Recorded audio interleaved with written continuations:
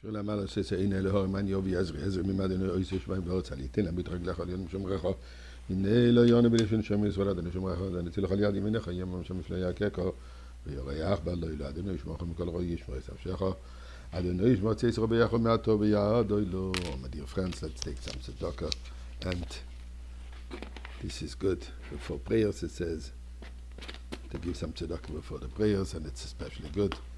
And we're holding before prayers, before Shachris, before Mincha, before Ma'ariv.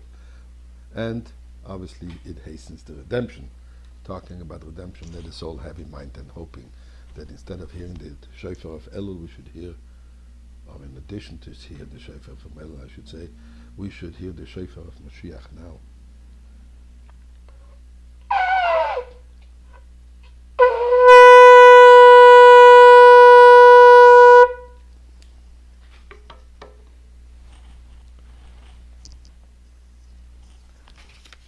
A very interesting mitzvah in the parsha of this week.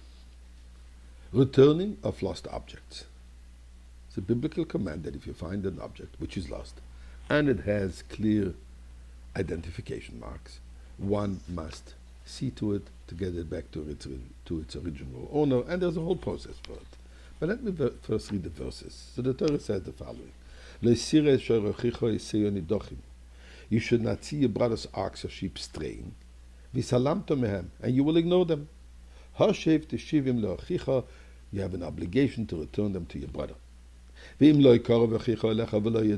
if your brother is not near you, or you do not know him, you have to bring it into your house.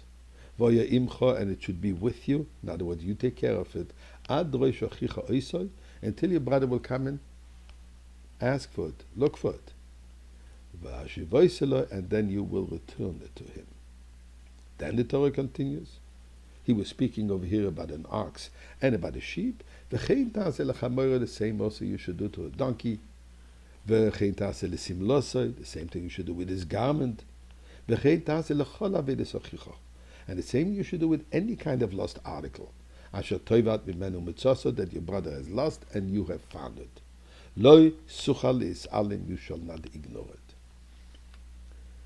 If the Torah says clearly you have to do it with every single object, any lost item you must return, we have an obligation of returning lost items to its original owners. So why is the Torah going into details? Ox, sheep, donkey, garment. Anything is anything. So let's look at it from a spiritual perspective. These four, ox, sheep, donkey, garment, represents another attitude in a person's life. An ox, powerful, passionate in what it's doing, convinced in what it's doing. Says the Torah, what happens if our passions, if our strength, if what we're convinced in is avut, is lost? Lost means what? Lost from its proper way, and it strayed in different paths. We have an obligation to return it. Use this passion, use that conviction, use that strength for proper manners, for positive manners. Donkey is just the opposite. The donkey represents apathy.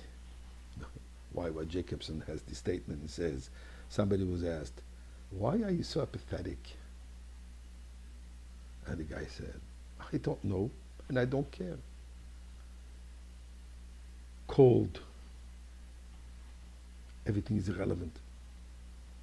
Coldness is good, depends for what. If we're cold to negativity, it's fine. So we have to bring it back, direct it in its proper orbit.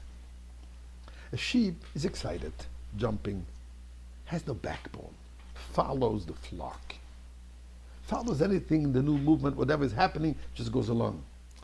It's good to be flexible, but at the same time, you have to have direction. Says the Torah, if that quality of lack of backbone, of just going along with the flow is there, make sure you're going with the right flow. And finally, garment. Garment is an external aspect.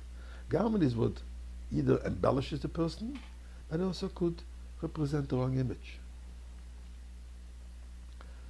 We can recognize the person by what he's wearing, what type of lifestyle this person is leading, what he's involved with, what the person is doing. So if the external garment is inappropriate, and the inappropriate garment could be in many ways, says the Torah, and the person is lost, doesn't know exactly what image to represent, help that person find the way back.